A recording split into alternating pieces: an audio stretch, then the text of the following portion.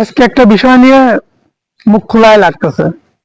বর্তমানে প্রাইমারি স্কুলে শিক্ষকরা যা তাল বাহানা শুরু করছে, এতে পোলাপানে পড়ানো সম্ভব না। একটা শিক্ষক দেশের কারিগর। সে শিক্ষকরা যদি পোলাপানের ক্ষতি করে তাহলে আর কিভাবে চলবে?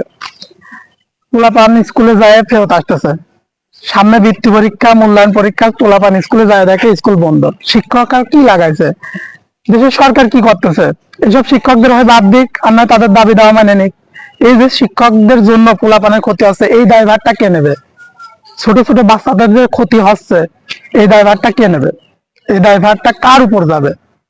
আমরা আমাদের ছোট ভাই, ছোট বোন, ছোট ছোট বাচ্চা কাচ্চাদের যে মানুষ করবো কিভাবে?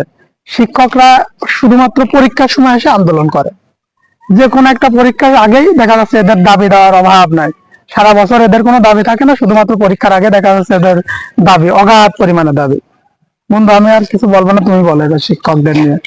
মানে আমাদের তো শিক্ষকের উপর কোনো অভিযোগ নাই, কিন্তু তাদের আচার আচরণ কার্যকলাপের উপর অভিযোগ। তারা এই মুহূর্তেই কেন আন্দোলনটা করতেছে?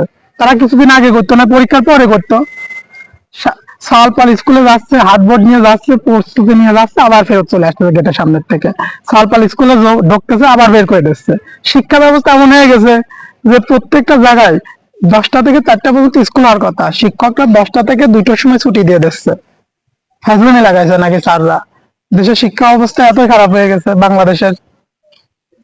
আমাদের একটা অভিযোগ যে বিগত 4 দিন যাবত প্রাইমারি স্কুলে পঞ্চম শ্রেণীর স্টুডেন্টরা তাদের বৃত্তি পরীক্ষা দেওয়ার উদ্দেশ্য বাসা থেকে বের হয়।